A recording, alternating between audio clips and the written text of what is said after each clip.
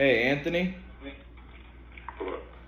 Hey, this is Isaiah Malone. I had called you about 2 months ago about the house in Yulee. You had Yes. said, yeah, the last time we talked, you said that you had some extended family, your granddaughter and your daughter living in the house now, and the last time we said that you were thinking about selling. Are you still thinking about selling still, or? I haven't resolved what they're going to do yet, Okay. but I probably will sell it, but I haven't resolved what I'm going to do with it. Okay, I got you. You think they might stay in there another year? No, probably when school's out, they'll do something. When school's out? Yeah. Okay.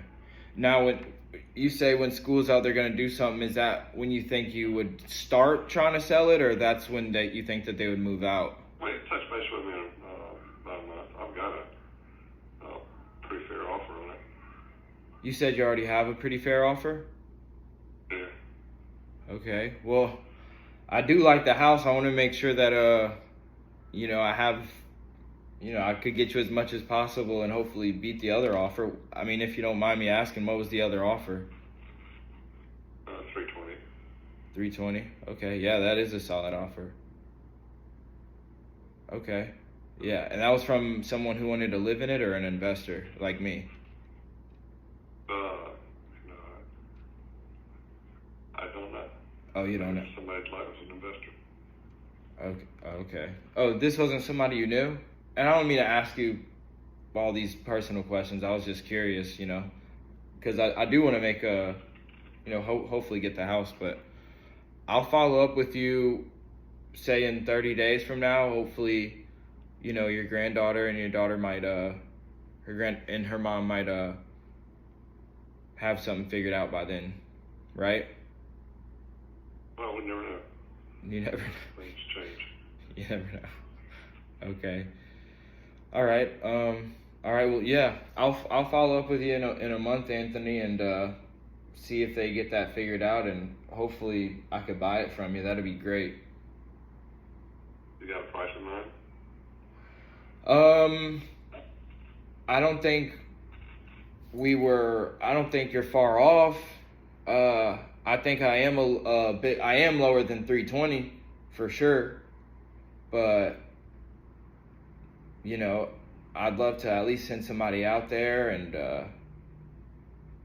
things like that. If I give you a solid offer, I want to make sure that we could at least act on it, or it's serious, But Right. I don't think I'm too far off from where you're at, but definitely lower than 320, like probably around the 300s. Well, we'll see what happens. Yeah. You think that's possible or doable for you? Well, I just don't have enough information to make that decision right now. I've got to facilitate their moving and then go through with the sale with whoever I sell it to. Yeah. Now that you say that, that is something we talked about last time. I said that we could do like a 30-day or 60-day lease back, or yeah, I think we were saying a 60-day close and then give them time afterwards to move out as well, something like that. Mm-hmm. So yeah, that's totally doable. Yeah. Okay. Well, you can chat with me, see if this 320 deal comes together, and we'll go from there. Okay. You think they're serious? Well, it's in their contract. They did? Yep. Okay. Yeah, maybe they are serious. And they called you just like me, or did they look at it physically, or no? No. Okay. All right. Well, yes. I'm curious to see how that works out. But if you don't feel like, Well, just stay in touch. yeah, I will. All right. If you have any questions, reach out. Will do. All right. Bye. Okay, I could have stayed on the phone longer with him, but I mean, it's a follow-up call. Sometimes they're like that. Not every follow-up call is going to be a 30-minute conversation.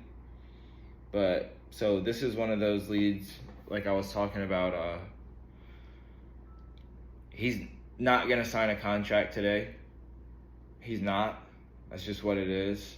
You know, because after going through the notes, I recognize and remember all the things that we talked about.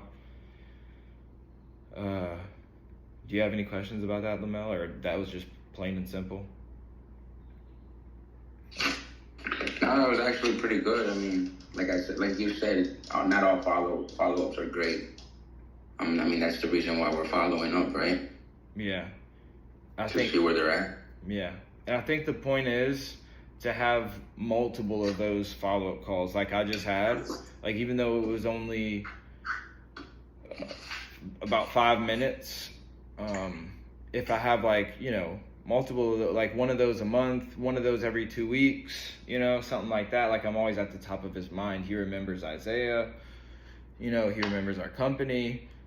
He knows that I want the house. I care about he sees that I remember his granddaughter and his daughter living in the house. So that's a big thing also with the follow-up calls I wanted to say is, like, when you're taking notes. So one, I mean, I already stressed the importance of, like, when you give the first phone call is super, super important, right? That's your first impression. That's the time to either one call close or leave a very impressionable memory of yourself, you know, in their mind. But when it comes for the follow-up calls, that's where the real money's made, right? The fortune's in the follow-up. But what do I do specifically with my follow-up calls? Why do I think my follow-up calls are so lethal? It's because I call and I say shit that I know or I don't think anybody else is saying. Like, the first, like, when I called him, I was like, I mentioned his granddaughter and his daughter within, like, the first 60 seconds, or at least I tried to. And I'd try to make it seem super personable, like, hey, Anthony, what's going on? It's Isaiah. Like, you know, we had talked about your house a while ago, right? So I got the point out the way. But just within that same little intro time frame, I want to make sure that he knows we talked about some very personal stuff. I'm not just another person calling, right? Because that always happens. He even said, like, he got another contract, and I know he probably gets calls from other people. So when I talk to him and he hears my voice, I want to make sure that I'm saying something like, oh shit, who is this? My daughter, how does he know my granddaughter and my daughter live in my house? You know, how does he know that, you know, this is the last rental property he has and they're moving to their dad's house? Who else knows that? Me? Nobody. Right? Second owner, built in 2017. I mean, this is really all just for follow-up, all these notes here. So, but yeah, basic follow-up call. Right? Oh, and notice how I didn't give an offer on that follow-up call. One, because we already gave him an offer, so it's not like this is a no offer lead. This is a follow-up lead, my follow-up lead. Right. So I'm not gonna try to push an offer down their throat every fucking time I talk to them. That's just, like, inhumane. Like, I'm gonna give them an offer.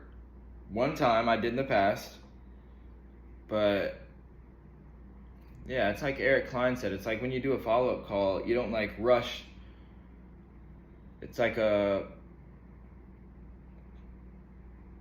you know, when you're on a first date or something, or when you're rekindling or whatever.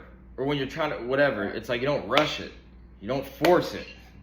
You're like, hey, what's going on? You know, spit game, move on. But yeah, follow-up call. Good shit. Okay.